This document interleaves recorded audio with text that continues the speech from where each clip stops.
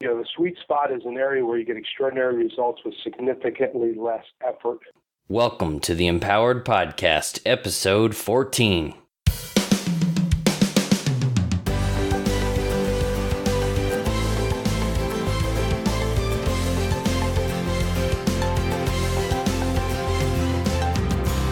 Thank you for tuning in to the Empowered Podcast. I'm your host, Ellery Wells, and this is the podcast built from the ground up to help you develop, grow, and overcome the obstacles that you are facing in your life.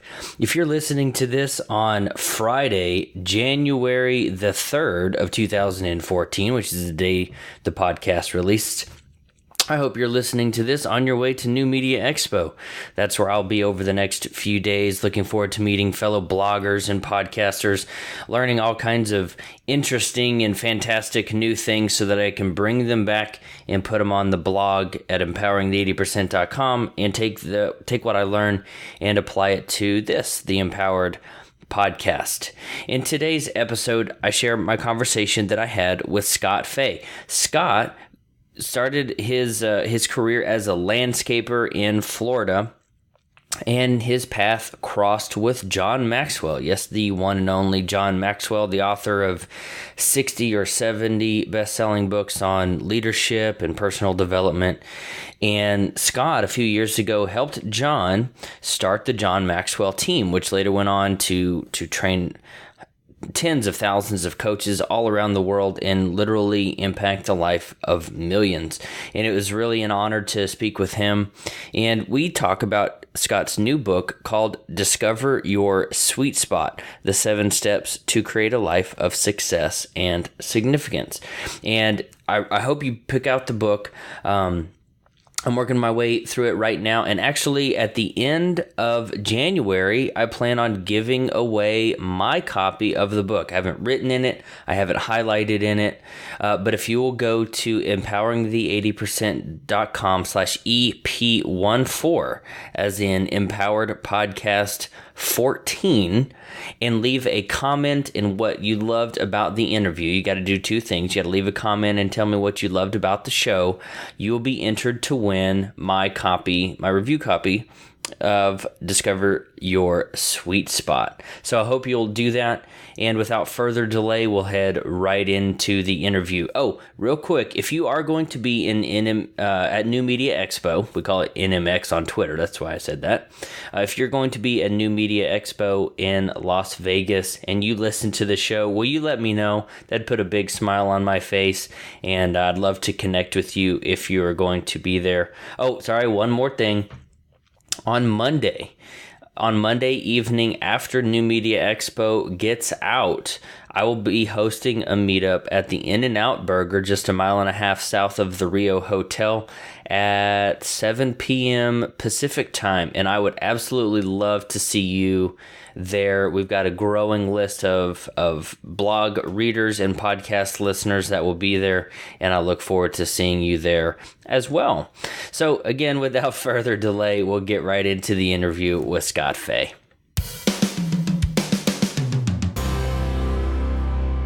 Thank you for tuning in to another episode of the Empowered Podcast. I'm here with the author of Discover Your Sweet Spot, the 7 Steps to Create a Life of Success and Significance, Scott Fay. How are you doing this morning, Scott? Ellery, my friend, I'm doing really well. Thank you. Thanks for asking, and thanks for having me on your program today. Absolutely. I'm excited to have you here. You know, I found your book when I was searching through some of the upcoming things on Amazon, and, you know, with the title Discover Your Sweet Spot, I was instantly captivated because so many of the people that I talk to here on the show, they talk about niching down or getting very specific with what you do, what you're passionate about, or in your words, the sweet spot, and how that can lead to really the success that we're all looking for instead of, being broad, finding that sweet spot. And I found your book, and I wanted to reach out to you and have you on the show and talk about that and your journey along the way. Excellent. Well, I'll be happy to share it with you, my friend. That's for sure. Awesome. So tell me a little bit about your background. Just doing a little bit of research I found that you had started off as a landscape designer, and you may still have that business. I'm not quite sure. But tell us how you went from that, or if there's something before, to where you are now. Well, it's, I love to tell that story. We all have a story, your story plus my story makes his story, right? And it's important that we look back and understand that story. We all have one. And for me, it's interesting to me. Hopefully it adds value to someone today that's listening.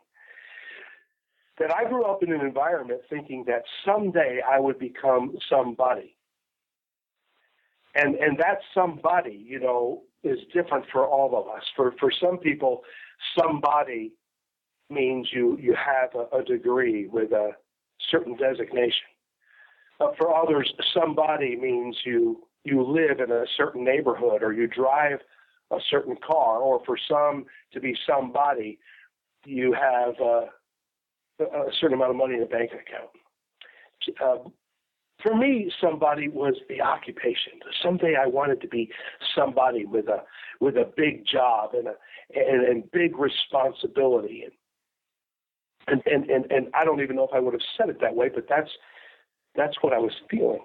At the age of 12, I began to do what a lot of young guys do. Maybe some young gals do it too. And I began to cut grass in the neighborhood. Actually borrowed the money for my first lawnmower from my dad. I bought a riding lawnmower and started cutting grass. And as a kid, I talk a little bit about this in the book. From the time I was in fourth grade, I was intrigued by making money. I sold bubble gum in the fourth grade.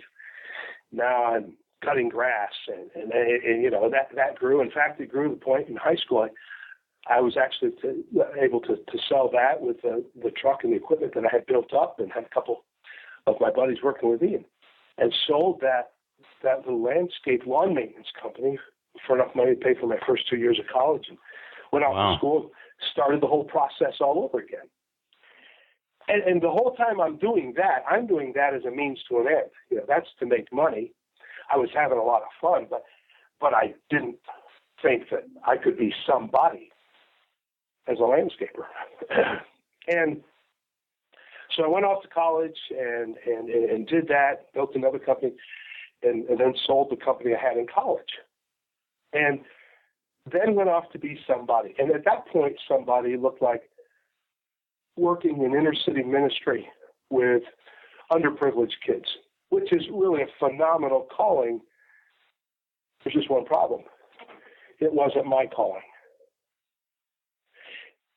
And that is my message, or that's where my message begins, because this whole idea of it's not discover a sweet spot, it's to discover your sweet spot. That's what's significant, because working with underprivileged kids in the inner city is a high calling. It's a wonderful experience, but it didn't match my skill sets and my gifting, and I wasn't stewarding what I was called to do, if you will. And so as quickly as I can, I'll tell you the Reader's Digest version, that after 3.5 years of doing that and trying to supplement my income doing other things so that I could do this inner city ministry, because there was no money in that, but I was trying to do that. I was newly married, had a new baby, trying to get started, and was really struggling. And a turning point came when, after 3.5 years, I realized, maybe I'll never be somebody, but I need to go back to what I'm used to doing and what I'm good at. And this was by default. I didn't have any tools to know. So, my best successes in the landscape business have been in South Florida while I was in college. So I called back to a company that I had worked with, buying plant material.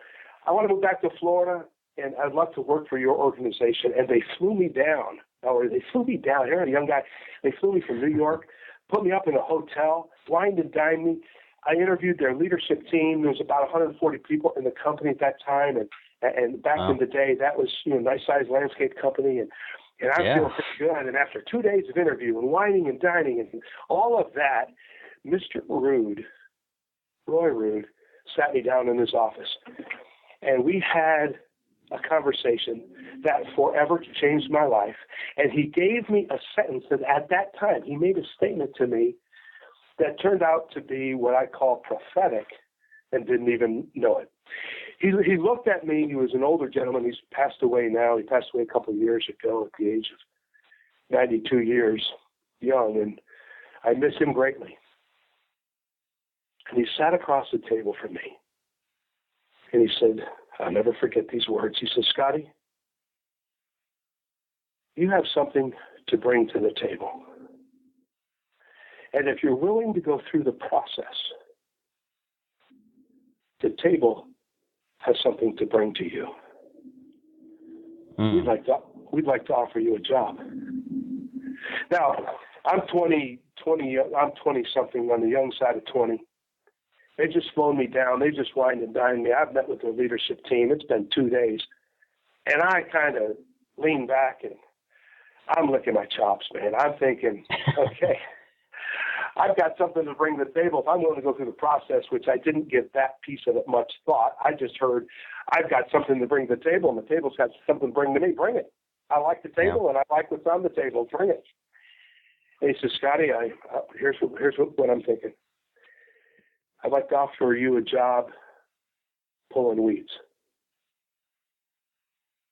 And I stopped, and I'm sorry, Mr. Rood, what did you say? Scotty, we'd like to have you take care of the nursery. And when I say take care of the nursery, we have a grower, we have a sales manager, we have pest control. They had a small 20-acre nursery there on site. We need somebody to take care of the grounds. And I really don't believe that's where you're going to end up, but we want you to start there. We want to see what you're really made of. And he said, no pun intended, but I want you to start at the ground up. And Scotty, I want to offer a job for $8.50 an hour to pull weeds. Mr. Rood was testing me, and I didn't even know it. Fortunately, and I thank God for this, and if you're listening to this program right now, if you don't hear anything else I say, hear this. Fortunately, I was in such a bad place in my life. Fortunately, I was in such a struggle. Fortunately, I was going through such a difficult time at that point in my life that I said, Mr. Rood, I'd love to take the job of pulling weeds in your nursery. Wow. Because that opened unbelievable doors. In fact, we don't have time to tell you the whole thread today, but I will tell you this with certainty. And if I could tell you the story, you would say yes without any doubt. If I had said no to that job, I probably would not be on your program today. That path has led to a remarkable place for me. And today, from pulling weeds in a nursery, I can tell you, with passion to the point that I have to fight the emotion when I tell you this, I'm living beyond my dreams today because I was willing to pull weeds. Here's the important part of that story. It's not the pulling of the weeds per se. There's a lot of people who have pulled weeds and it's never gone anywhere for them. It's never taken them where they want to go. But what Mr. Rood had said, Scotty, you got something to bring to the table. That's what I heard. But what the peak of what he had to say was, if you're willing to go through the process, the table has something to bring to you. And if there's anything that I so much want my story to say to people is, be willing to go through the process, not just any process, but the process, a process of culling and refining, a process of discovering. You know, Howard, there's a lot of people who claim they've got 20 years of experience in a profession or an industry or a job. And 99% of the folks who claim they have 20 years of experience really don't. They have 1 year of experience. They've just done it 20 times. Yeah. That's not going through the process. If you're willing to go through the process, then every single year, every single month, every single week, and I say every single day, well, if it's done with intention, will really matter. And if you do every day with intention, then that process will bring incredible things to your life. So, I started in landscape, and today I that's some of what I do. We have a landscape and irrigation company in South Florida that I'm really proud of. It now includes that company. What I've done, that company that I just told you about, through an unbelievable set of circumstances. I was there at that company pulling weeds, and then worked my way up through and became involved in the leadership of that company in about 3 years' time, and then went on my own and got into the business of buying distressed companies and rolling them together. And so today I have a couple of companies jointly there in South Florida that we have a couple hundred people on the team, and we do regional work, and we do some big off-site locations all over Florida and the Caribbean. So that's what that company does, and it's received some national awards, and I'm really thankful for that. That's part of what I do.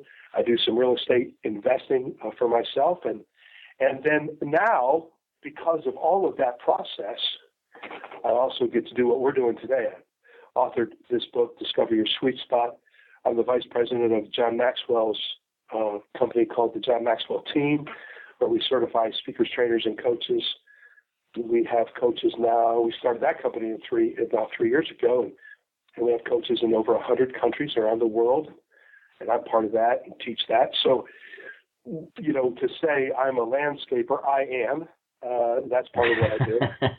And I get to do a lot more than that. So that's a little background. That's maybe a long story for a short question. I'm not sure, but that's a place we can start anyway. Well, Scott, it was a long answer, but I think it was a great answer. As I was sitting there listening to your story, it gave me the question: how many glamorous success stories start with an unglamorous beginning? Sure. You were asked to pick weeds, and I hate picking weeds. When we first moved into our house, that was one of the first things that I did. I went and picked out all the weeds in our front yard, and we don't even have a big lot, and my back hurt for so long. It's awful, isn't it? It is. It's not fun. Yes. Right. But how many success stories are waiting out there to be told or to be seized or had, but they're just dressed in picking weeds?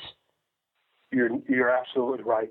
In fact, in my book, I've broken the book into 3 sections, and it's from the landscape metaphor.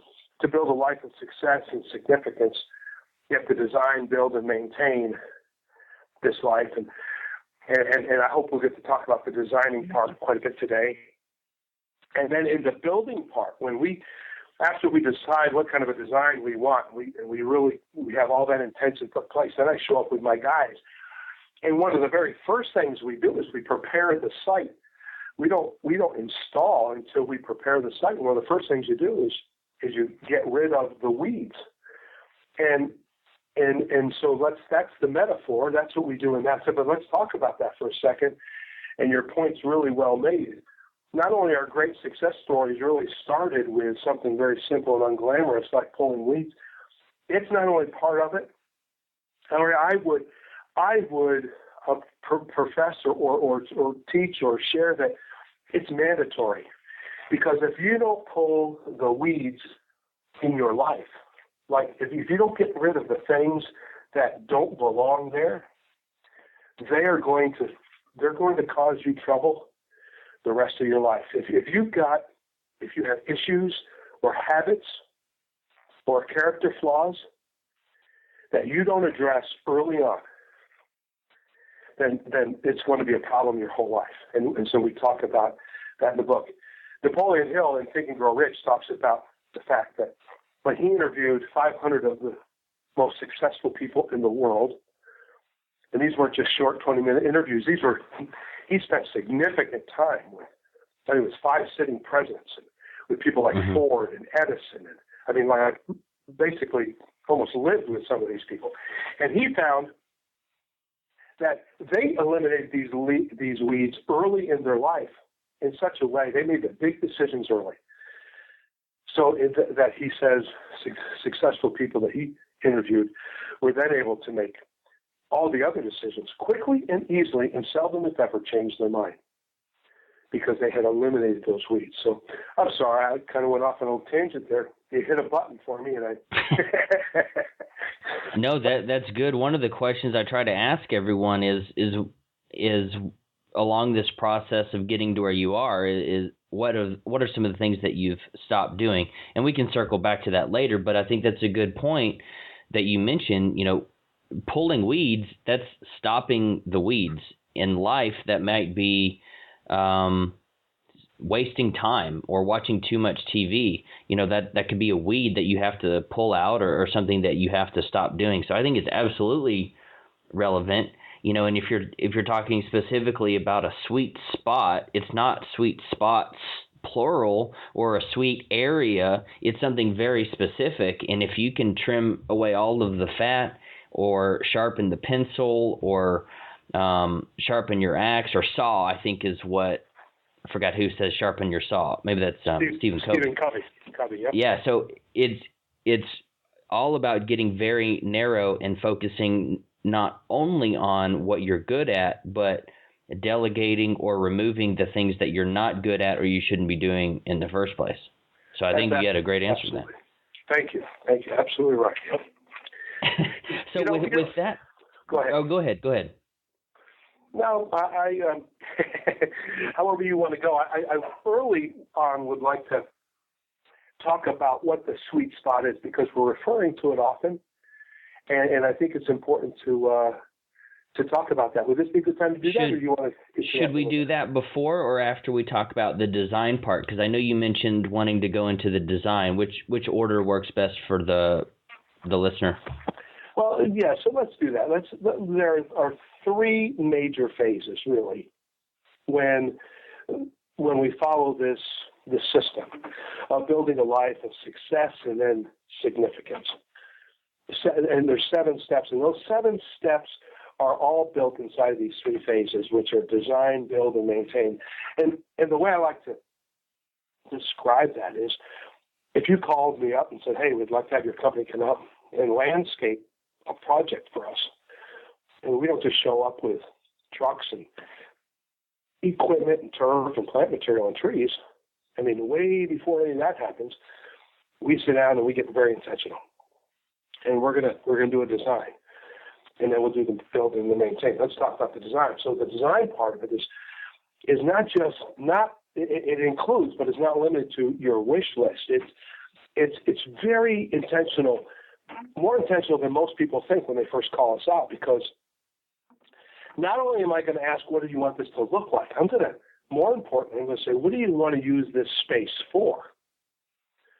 We can make it look great. We can make it look great with a lot of different themes and a lot of different ideas and angles, but what do you want to use it for in life? A lot of times we ask ourselves, what do we want to be? And I say, well, before you say, what do I want to be? We ask high school seniors out, hey, well, so what is it you want to become? What do you? And I want to say, what is it you want to do? What do you want to do? In landscape, what do you want to do with this space? What would happen if we would remember the future with the same specificity that we remember the past? And I say, remember 5 years from now, you have a look in your face. No, I didn't live 5 years. Well, that's my point.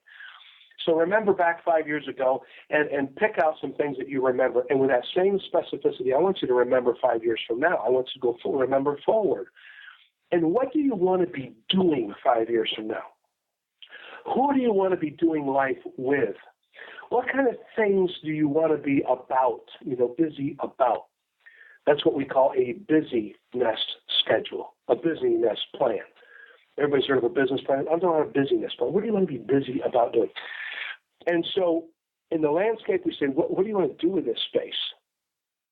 And you say, well, I just want to have fun in my backyard. Okay. So then I put together a plan that includes a volleyball court and a basketball court. So no, that's not what I want. And so I come back with a little jungle gym set and a slide and all that. So I don't even have kids. And we go round and round. Finally, we get to the place, listen, what do you want to do? Well, here's what I think fun is. I think my wife and I would like to entertain my clients in the evening. So what could we do? Oh, well, now we're talking maybe a gazebo, a fire pit, tiki torches, hardscapes, sidewalks, benches, and maybe a water feature. Sounds like my kind of backyard. Yeah, see, right? There you go. Those are great questions for me, because I might do the volleyball, but yeah, what you're talking about now, that's okay. Keep going. You got to find the specifics. So here it is, Ellery. See what just happened for you. I mean, if somebody would say, hey, you want to put a volleyball? Yeah, stick a volleyball court in the backyard. Somebody else says, what about a croquet? Yeah. But if we don't stand back and say, what do we really, really want? We can't maximize that space until we really know what you want. I mean, some people just want a place to read and relax. They want it to be a sanctuary. We've done some commercial places where they want the outside to make a statement about their company. What is it you want? And if I sound a little excited about this, I can't help it. I am.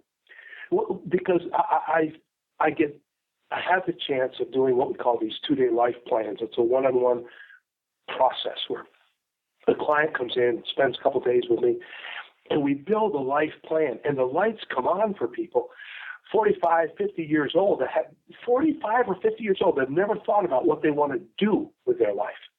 And they spent their whole career just being what, people handed out with titles and positions.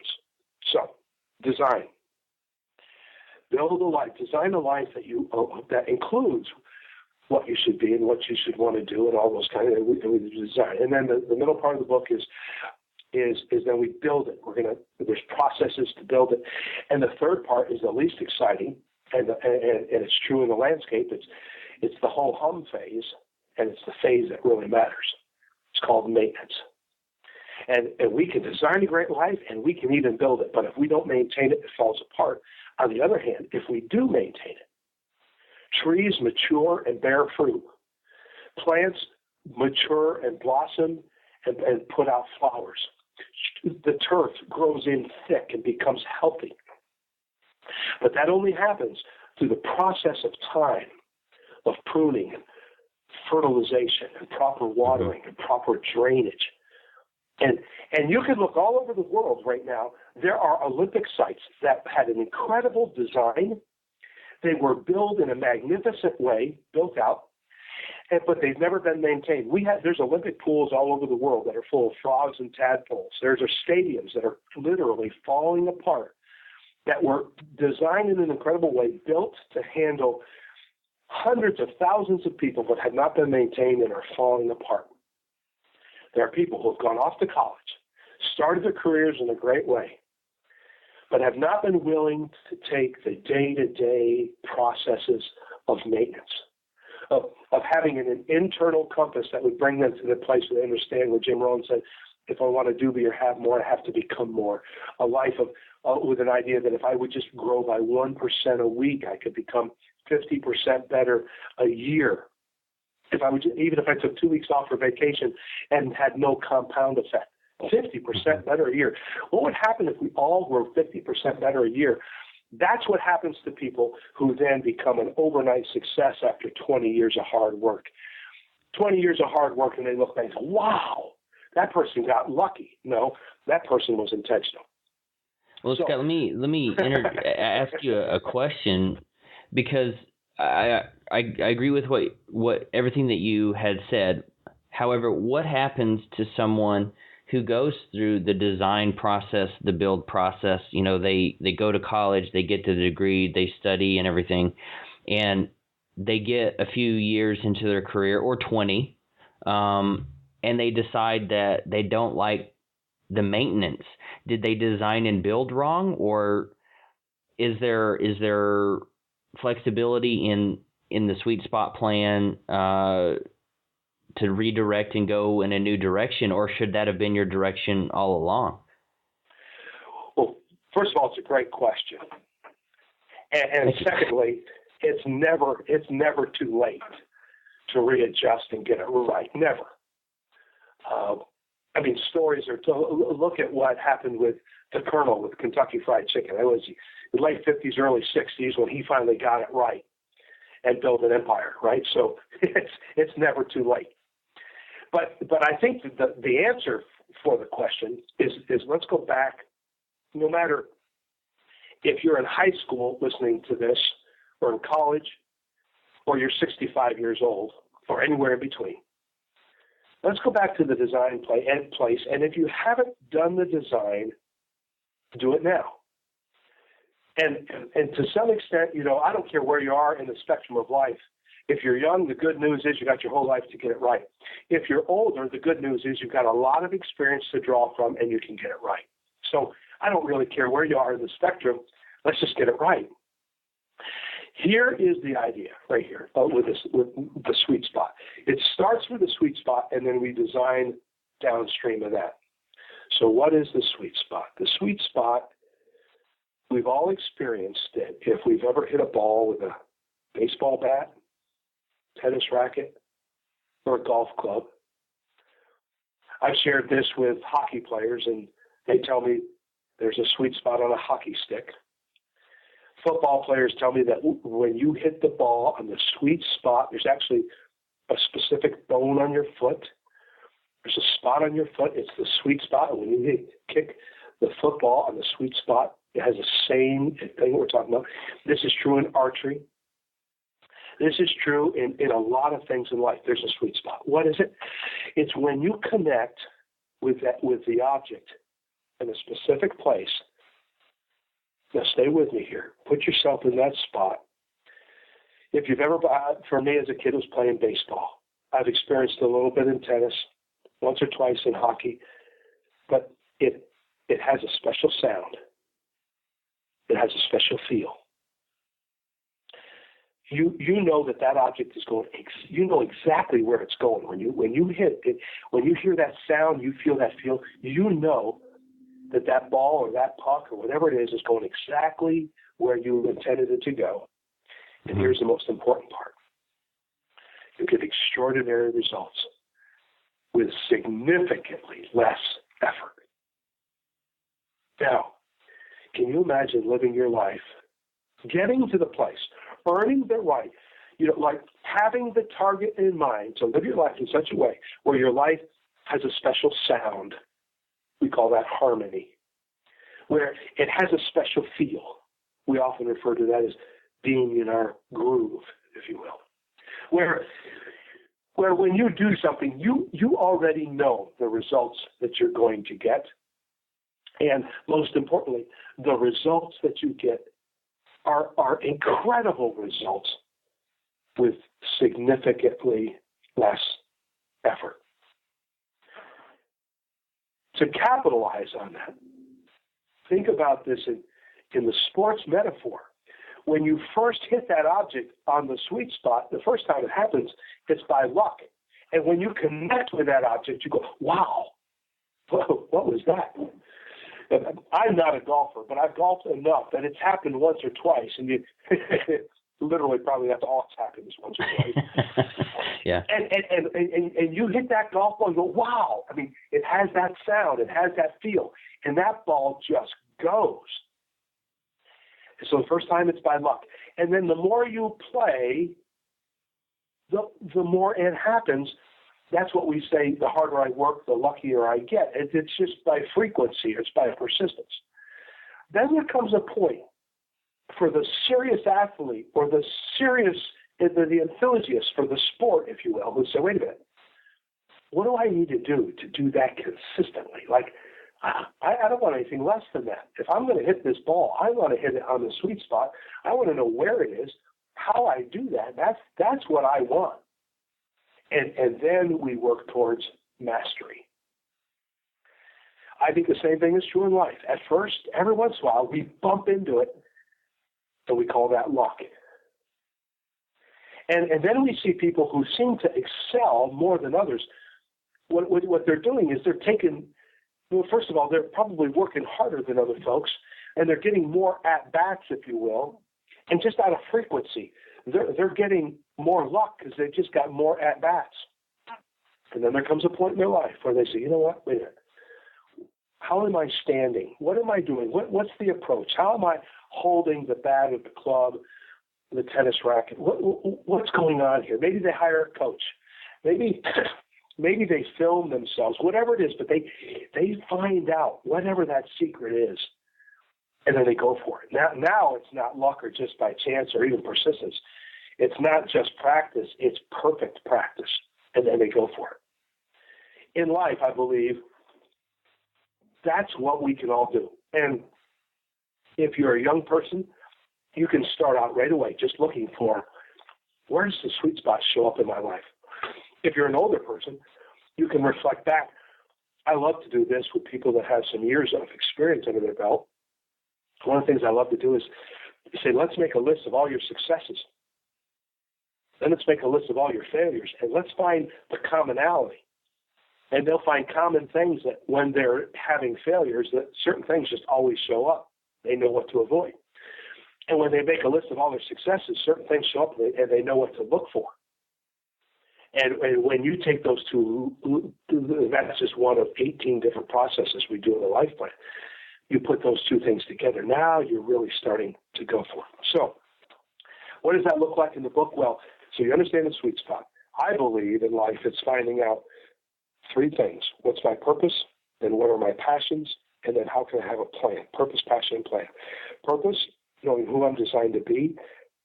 Passion is knowing what I love to do. And a plan is strategically putting those three things together. And if you can imagine three rings and interlocking three rings, there's a tiny spot where the convergence of three circles comes together, and it's that tiny spot. That's the sweet spot.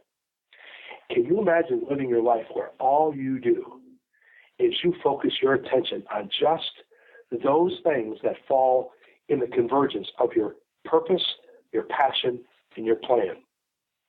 See, there's some people, they know what their purpose is, and they're just all over the map just doing their purpose. And there's other people who, they know what they love to do. They're all about passion, but it's not tied to their purpose, so they're all over there. And there's some people who are just strategic in life. They don't know what they're strategic about, but bless God, they're going to be strategic. And so they are strategic. But if you could put those three things together, my mentor, John Maxwell, says there's only 5 things that he does every single day. This is the sweet spot for John Maxwell.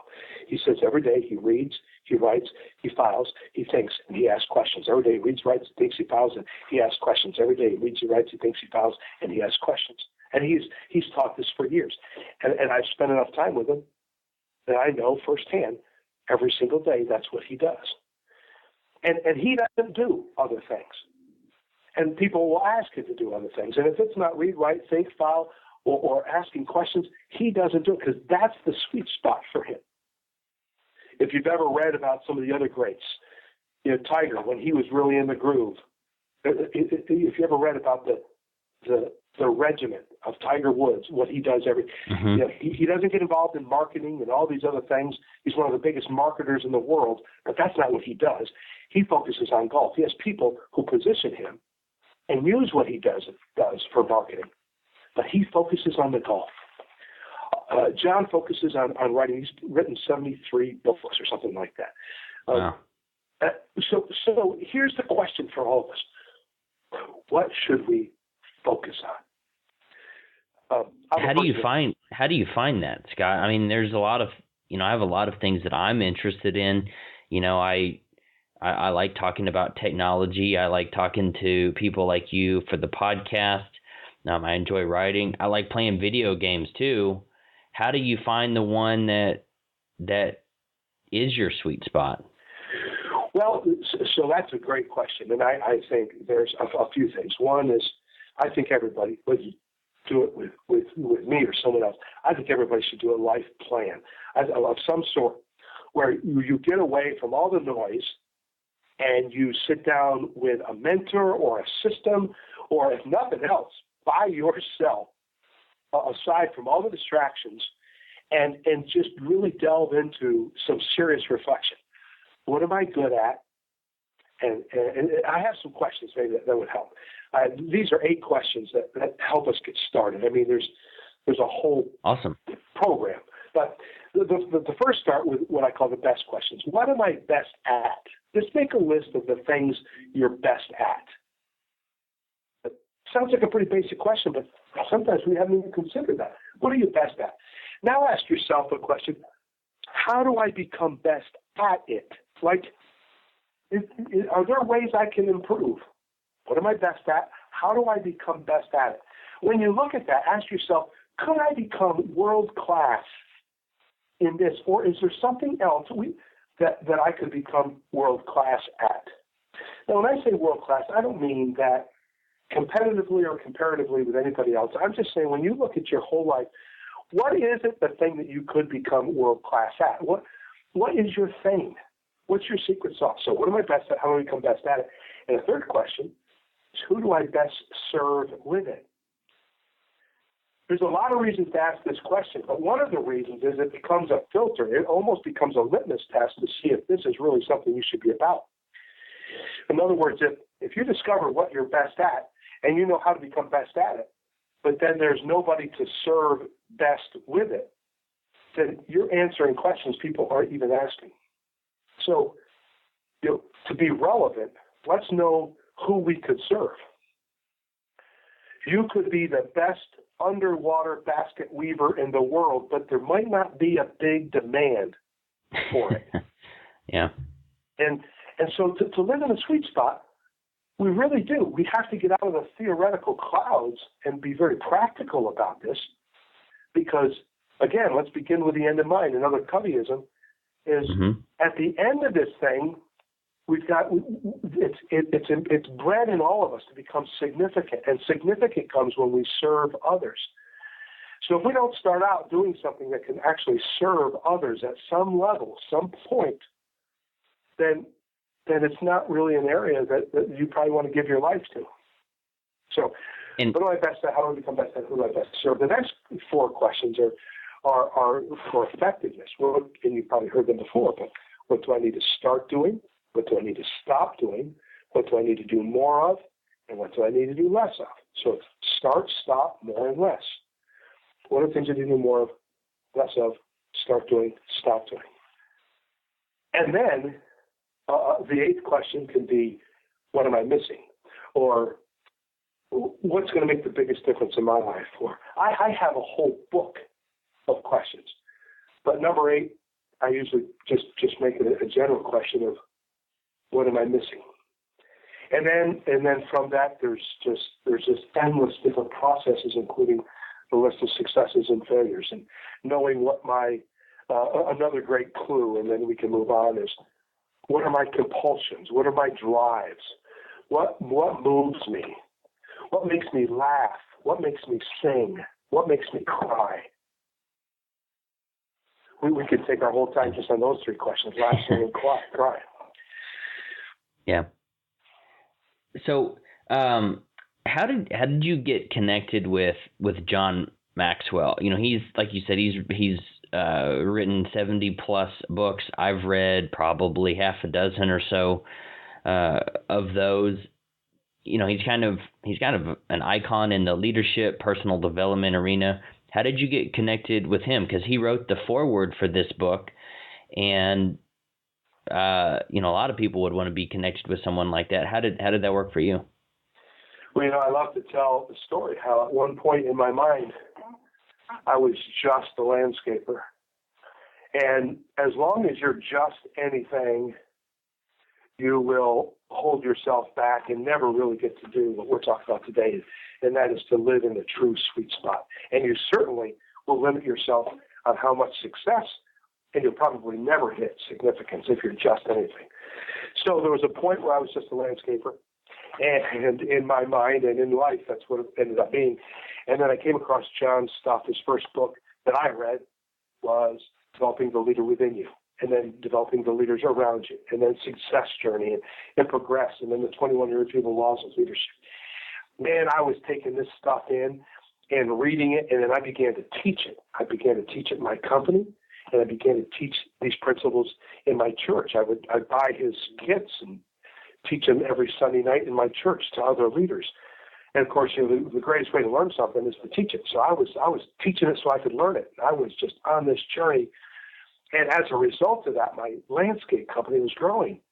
And now I was no longer just a landscaper. I was an entrepreneur and becoming a thought leader and a communicator as a process. Now, I told you a few minutes ago that when Roy Rood said, Scott, you've got something to bring to the table, and if you're willing to go through the process, the table has something to bring to you. You know, I was involved in that company, and I went out and started my own. Now I'm doing this John Maxwell stuff in my church and in my company. Company's growing. We are acquiring distressed companies and rolling them into what we're doing. And about 7 years ago, that company that Mr. Rood had built, 65-year-old company, he turned it over to the employees when he retired through an ESOP. And it failed miserably. And that company, which had been an icon in the area, was now going into receivership because the employees, it was very healthy when he turned it over to them, but they were good people. They just didn't understand business, and it was falling apart. And so I was able to buy that company out of receivership and add it to the mix of what we had. Now stay with me. If you're willing to go through the process, this table has something to bring to you. And up to that point, all I had done is taken irrigation companies, a dozen of them. We didn't do a lot of landscape. We were mostly irrigation, but now we had a major brand, and so we rolled that into what we were doing. And one of the things that the Rood Landscape Company has done for years is taking care of high-end residential. These are homes of people that if I were to call out their names, everyone on this podcast would know: famous golfers, famous singers, famous entertainers, and very significant government and political people. Because we're on the east coast of Florida, and there's a barrier island called Jupiter Island and Palm Beach Island, which I'm sure you've heard of, and some incredible estates, radio and TV personalities, and all of that. And that's so. I finally get to go to an event, a small event, and John is teaching, and I'm able to, on a question and answer or on a break, go up to John and say to John, you don't know me. My name is Scott Fay. We don't have time to discuss it here, but I take care of high-end residentials, and I know you just bought a home in our area.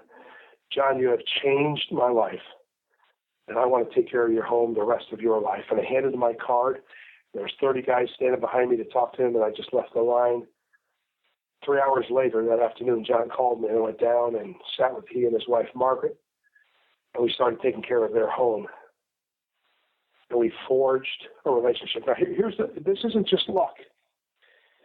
If I had said no to Roy Rood, I don't know where I would be even geographically today. Okay? I guess that's part of that this is pulling extremely the weeds, long man. process. Yeah. If you're willing. Wow. It's my point, though. And now I'm at a point where preparedness meets opportunity. Most people call that luck, but I've been prepared. And now I have something. What do you give to a guy, excuse me, like John Maxwell, who travels the world, has been given extraordinary gifts? You couldn't pay him enough for it to be a significant gift. You couldn't. What do you get him? But I was able to, this is the Christmas season. One of my favorite Christmas carols is The Little Drummer Boy, because he brought to the king all he had was his drum and his music, right? And what I had to bring to John Maxwell was my drum and my music was landscape services. And what I didn't know was that his wife, Margaret, they've been married since college, her absolute passion is gardening and landscaping. And of course, when you make a man's wife happy, you make the man happy. And they had been through landscapers their whole life, and they fell in love with the account rep that took care of their home, and we began a relationship. And that turned into me introducing him to Paul Martinelli, and we started this coaching company. And today, in fact, I just talked to John yesterday. He's in Florida. I'm going to be with him over the new year. And I say that to say today we are business partners and friends because 20 years ago I pulled weeds. Wow. How long ago was that? How long ago did you meet him?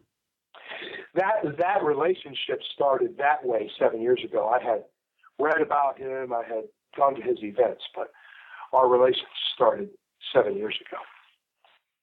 Wow, that's pretty cool.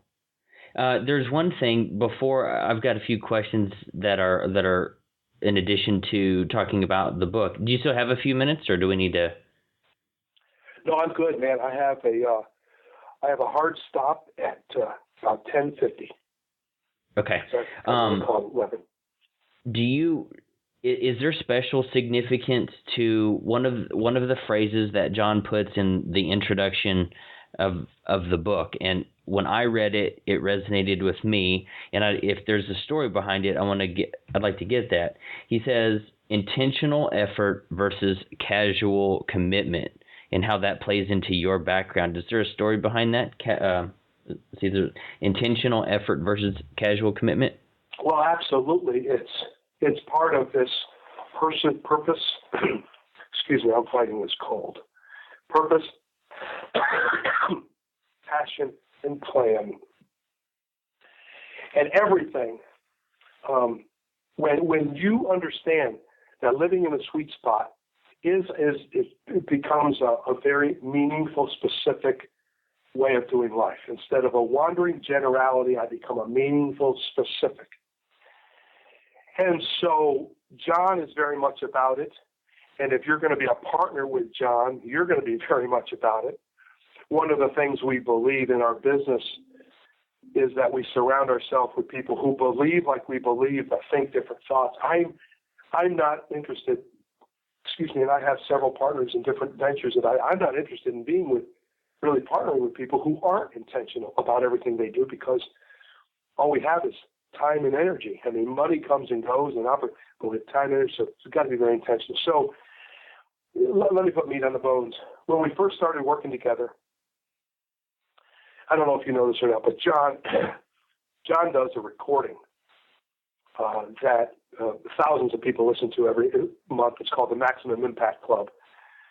And he does a teaching lesson and sends it out electronically in a CD. And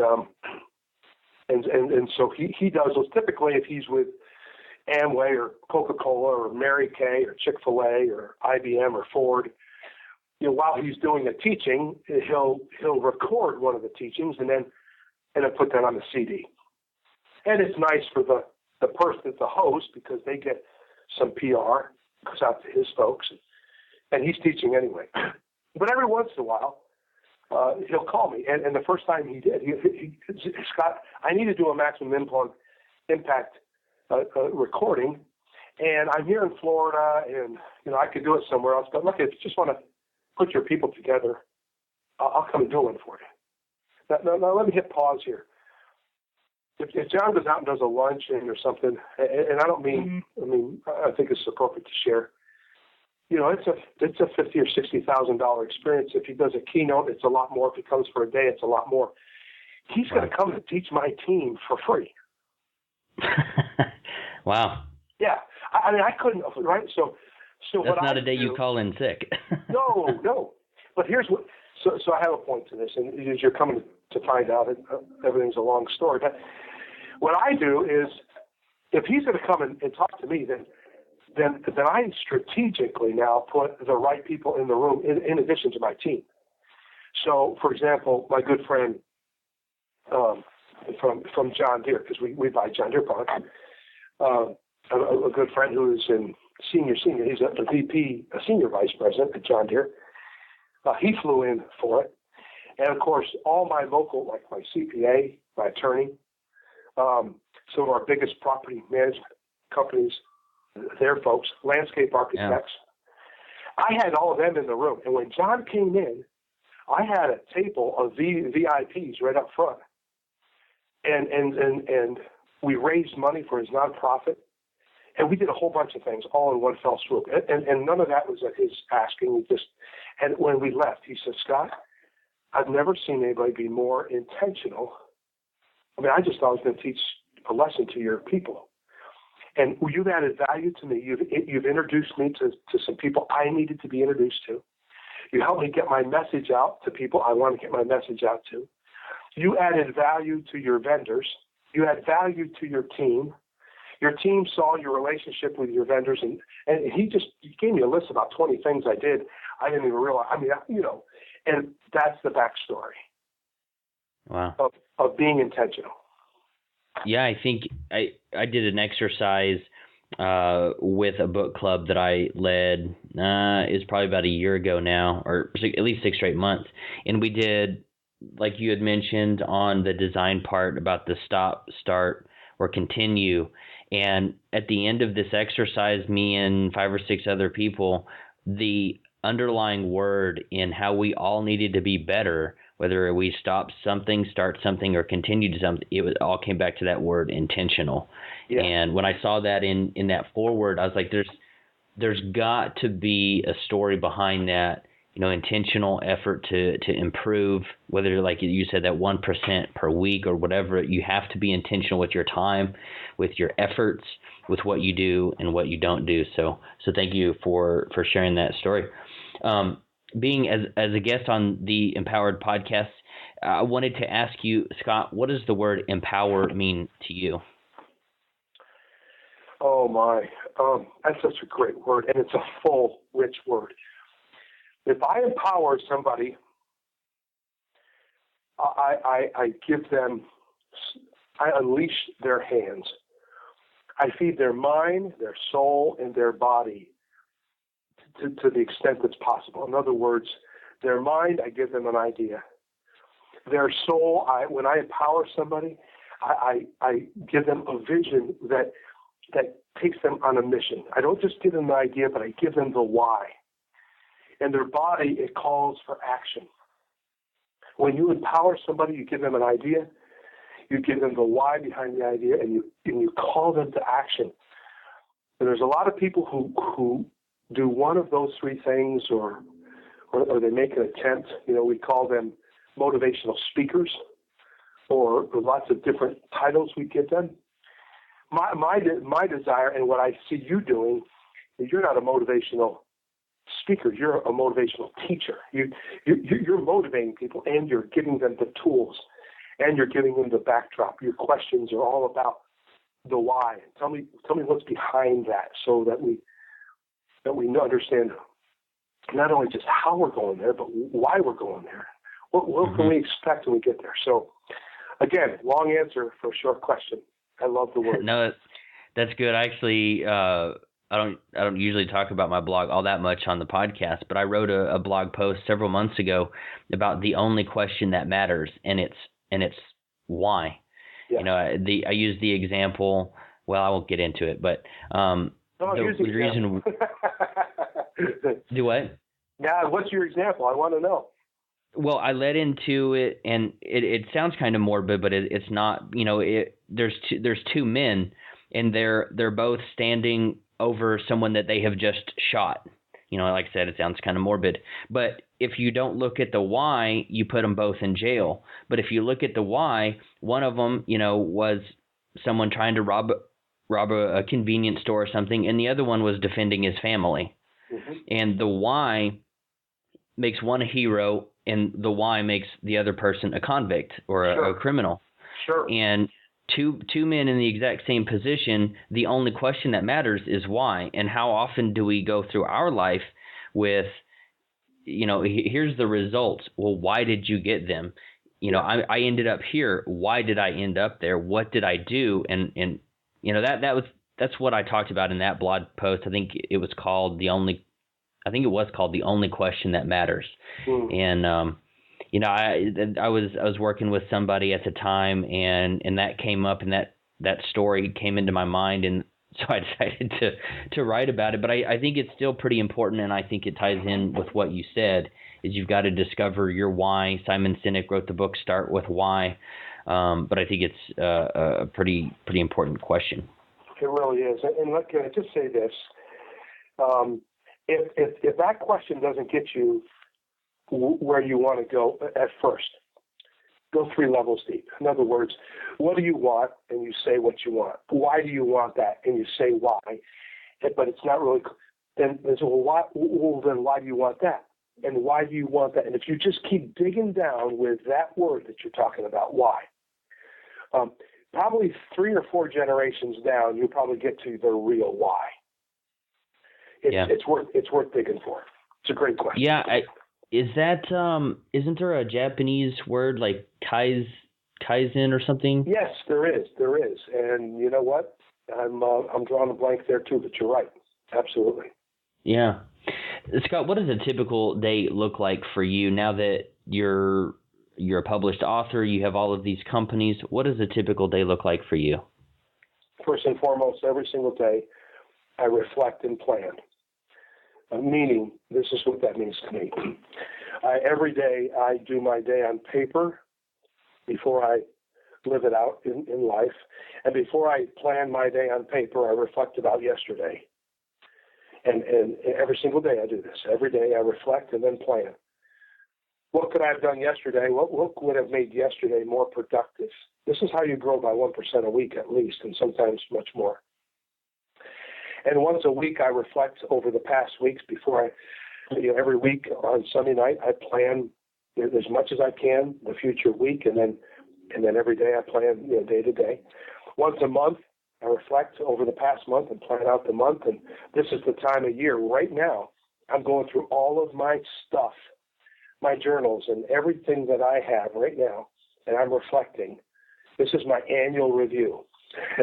Yeah. And John talked about that in one of his books. I've learned it from John, and I don't look for somebody else to give me an annual review. I don't need somebody else to do it. I can do it myself. Thank you very much.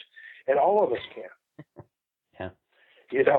And but every single day I reflect and plan. You want to know about the daily, what is it that my days look like today? And then once part of that reflecting and the planning part is then which of my partners do I need to connect with today? I have a business partner that runs the landscape stuff. I have somebody that runs the real estate stuff for us, and my business partner, Paul Martinelli, and I speak at least 2 or 3 times a week. On the Maxwell stuff. And then Carrie Oberbrunner is in charge of all things to do with the book and my public speaking. So I'm on the phone with my business partners and making sure that we're there. And then I'm doing things like we're doing right now, and speaking opportunities, and then I do some private coaching as time allows. Okay, I have so many questions, but we're running short on time, so I'm going to skip to one of the fun ones, and then one that I definitely want to ask. So for everybody who's listening, I my general list, and I've got to skip a couple, so I apologize. But Scott, what is the last movie that you saw? Well, the last movie that I watched one last night that I really, really enjoyed, called Head of the Class or Front of the Class. Maybe you've seen it. It's been a TV special. My good friend Norm Cohen in Atlanta, who is on our John Maxwell team, the movie is about his son. And if you haven't seen the movie, it's worth seeing. His son had Tourette's. It's a very factual movie. Okay. And it's my goodness, it really will speak to you how this young man overcame such incredible adversity, and it's a great. The most important movie I've seen some with my kids over the holidays, but the most important movie I've watched this year is, I think, Lincoln. I've watched it 4 times in the theater and a couple of times outside the theater. If you want to watch a good movie on leadership, and it's a great movie in its own right and all of that. But my goodness, the leadership lessons that you can pull from the movie Lincoln is top shelf. Yeah, I missed that one. and it may be on Redbox or Netflix. So I'll definitely check both of those out, and if I can find links, I'll put them in the show notes. My final question for you, Scott, what is one tip or one piece of advice that you can give people like me who are just starting out?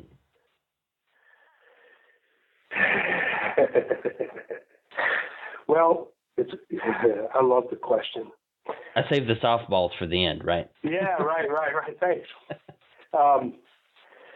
To use one of John's titles for one of his books, it's understanding that today really matters. Yesterday's gone. Tomorrow's not here. Today really matters. Can I flesh this out for a minute, or are we out of time? Oh, I'm good. I didn't know if you needed to hop on your call here, and I think it was 3 minutes. So go take as long as time as you want.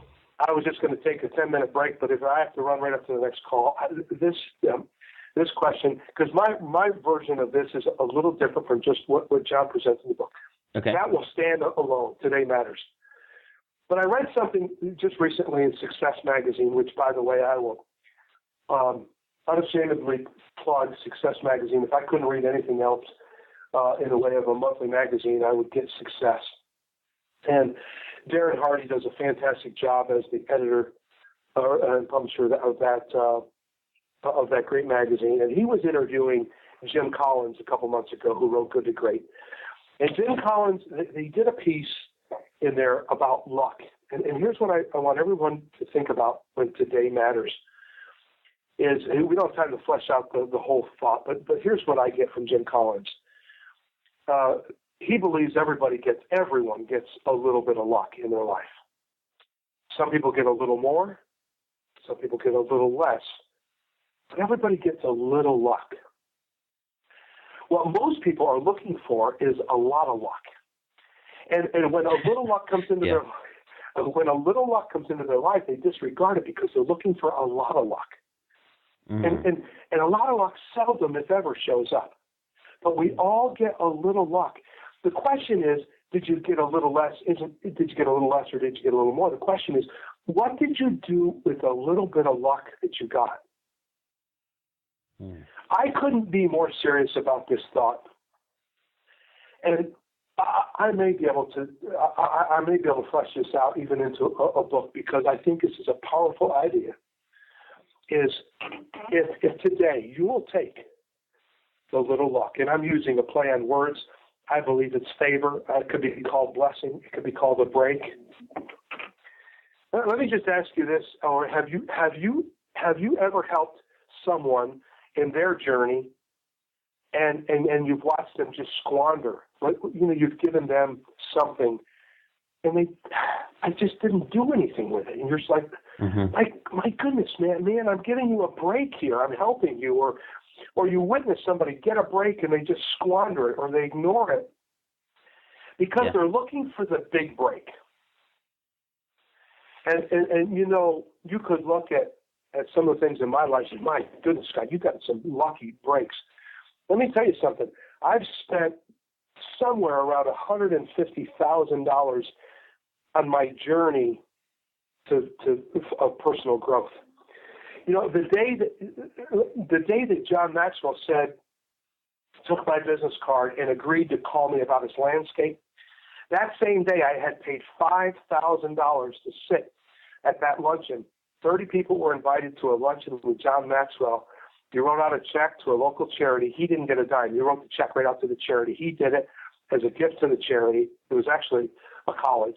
I wrote the check out to the college, $5,000. And I can tell you at that point, I didn't have the $5,000. And not only did I not have it, I had my CFO in the room too. It was a $10,000 day. The day I got my big break, if you want to. Was that a big break? No. That's because I took money and invested it. And the little luck I had was 10 years ago when somebody gave me a John Maxwell book for the first time. It was my dad. That was the little luck. Gave me a book and I read it. Imagine that. Somebody gives you a book and you read it. They gave me a book. He gave me the book. I read it. And it started my my journey. And today I'm living beyond my dreams, traveling and speaking internationally. I'm very comfortable financially. I don't say that to impress you, but to impress upon you. The luck that I got in my life was when somebody gave me the book. And then I took the luck and did something with it. Today really matters. And it's today and every day. You'll look for the lucky break, the little bit of luck, the blessing, the favor, and do something with it. See, Jim Collins wrote this book, Good to Great. It became a phenomenal, almost a movement. It's on every shelf of business leaders in America. What most people don't know is early in his career, when he didn't have any money and any resources, he wrote another book, put everything he had into it, and he said he got lucky with that book, and he sold enough copies, he actually made a profit. That was the luck he got. He took that profit. He could have bought a nicer home. He could have done a lot of things, gone on an expensive vacation. He took that money from the first book that he got lucky with, hired a research team, and they threw everything they had into Good to Great. And Good to Great became phenomenal. And most people think he got lucky with Good to Great. No, he got a little bit of luck, and it's what he did with a little bit of luck that turned into Good to Great. Does that make sense the way I'm saying it? Because I'm feeling it to my bones, brother. Oh, it absolutely does. And it's odd that you mention that today, where today's podcast, the one I'm releasing today, which is December the 19th, and if you want to listen to it, Scott, or anybody wants to check that out, it's empoweringthe80%.com/EP11, as Empowered Podcast 11. I shared a conversation that I had with Amy Porterfield at Michael Hyatt's Platform Conference a month and a half ago, and you're talking about luck and opportunity. It's often disguised as asking a question that you may not normally ask, or getting out of your comfort zone a little bit, because I'm a pretty shy guy. I try to hide it pretty well, but Amy had just gotten off the stage, and I said, Amy, I chased her down. Can I grab a couple minutes of your time? And she's one of the most famous people that I've had on the show, and it's that little bit of luck of being in the right place at the right time. You know, you were at the right lunch or dinner, or whatever it was, at the right time, but you also gave him your card and yes, and asked if you could help him. You know, so there is luck there, but there's also the taking it in your hand. Yes. You know, and doing something with it. So, Scott, thank you so much for spending a little bit of extra time with me today. If someone wanted to reach out and say thanks for being on the Empowered Podcast, or connect with you in some way, where can I send the listeners to go and do that? Well, thank you for asking, and thank you for having me on your program. I really enjoyed having this conversation with you, and I hope we've added value to your listeners today. The best way to reach out to us here is our website is simply scottfay.com, and Fay is F-A-Y, no E, so it's scottfay.com. I'd love to connect with folks on Facebook. I've got a couple of pages. One is Discover Your Sweet Spot, and the other is Scott M. Fay. And my email is scott@scottfay.com, so it's pretty easy. Awesome, and I'll put all those in the show notes. Thank you for your time, Scott. I appreciate it. Have a great day. Thank you for listening to the entire episode. This is going to be one of my longer podcasts, but as I told Scott after I had turned the recording off, that this is one of the most dense conversations that I've ever had, and I think that comes from the years of experience that Scott has, you know, in not only working with John Maxwell over the last 7 or so years, but reading and just investing tons of time and money into his own personal development. And that's what success will come down to for you and me. Having a plan, sticking to it, and as we talked about, doing something every single day to work on our personal development. Even if it's Christmas like it was a couple weeks ago, whether it's a New Year's holiday or your birthday, you've got to do something every single day to help get you further along your goal. You know, how do you eat an elephant one bite at a time. A journey of 1,000 steps or journey of 1,000 miles starts with a single step.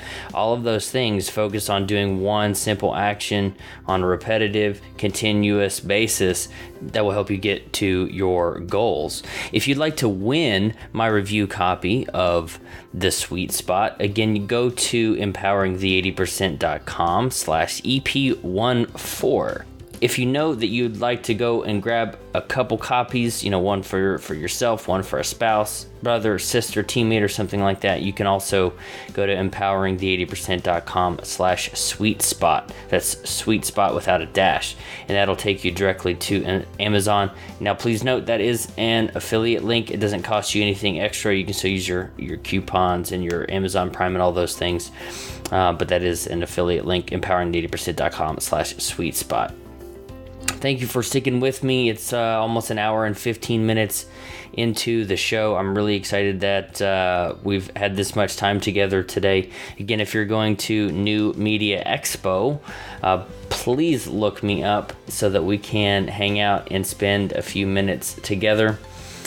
And before we go, here's a little taste of what's coming up on our next episode.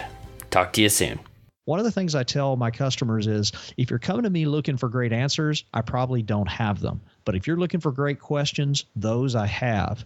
9 times out of 10, the customer has the answer. They just need somebody to ask great questions to help facilitate it, to help them develop it so that it can flourish.